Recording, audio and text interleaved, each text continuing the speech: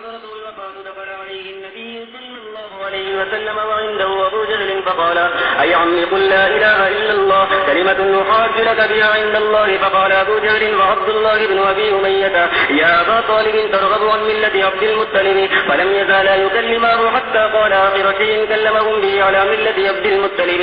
فقال النبي صلى الله عليه وسلم: لا أستغفرن لك ما لم أنهى عنك. فنزلت ما كان للنبي والذين آمنوا أن يستغفروا للمشركين ولو كانوا لي قربى من بعد ما تبين لهم أنهم أصحاب الجحيم. ونزلت إنك لا تهدي من أحببت.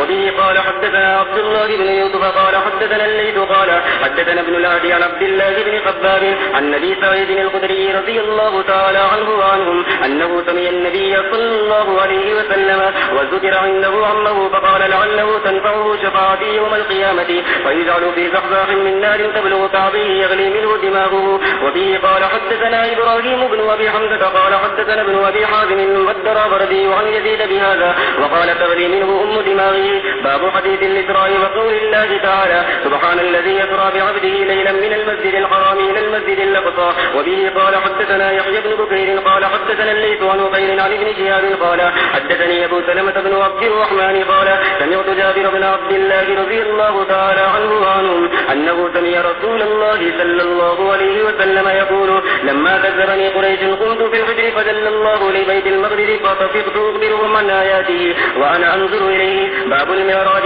وبه قال حدثنا غتبة بن خالد قال حدثنا همام بن يحيى قال حدثنا قتادة عن أنس بن مالك عن مالك بن شعبة رضي الله تعالى عنه وعنهم أن النبي صلى الله عليه وسلم حدثهم عن ليلة أسري به بينما أنا في الحديم وربما قال في الحجر مزفجيا إذا ثانيات فقد قال وسمعته يقول: فشق ما بين هذه إلى هذه فقلت للجارود وهو إلى جنبي ما يعني به قال: من سغرة نهره إلى جهرته. وسمعته يقول: من قصه إلى جهرته فاستخرج قلبي ثم أتيت بتفت من ذهب مملوءة إيمانا فقتل قلبي ثم حشي ثم أعيد ثم أتيت بدابة دون البغل وفوق الحمار يبيض. فقال له الجارود: هو البراق يا أبا حمزة؟ قال: أنس: نعم. يضع خطوه عند أقصى طرفه فحملت عليه فانطلق بي جبريل حتى أتى السماء الدنيا فاستفتح فقيل: من هذا؟ قال: جبريل. قيل: ومن معك؟ قال: محمد.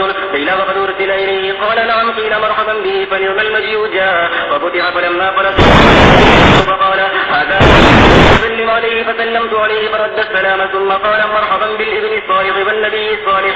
ثم الصعد حتى أتى السماء الثانية فاستفتح. قيل: من هذا؟ قال: جبريل. قيل: ومن معك؟ قال: محمد. قيل: وقد أرسل إليه؟ قال: نعم. قيل: مرحبا به فنعم المجيء جاء. ففتح فلما قلت إذا يحيى وعيسى وهو ابن الخالد قال: هذا يحيى وعيسى فسلم عليهما. فسلمت فرد ثم قال: مرحبا بالأخ الصالح والنبي الصالح.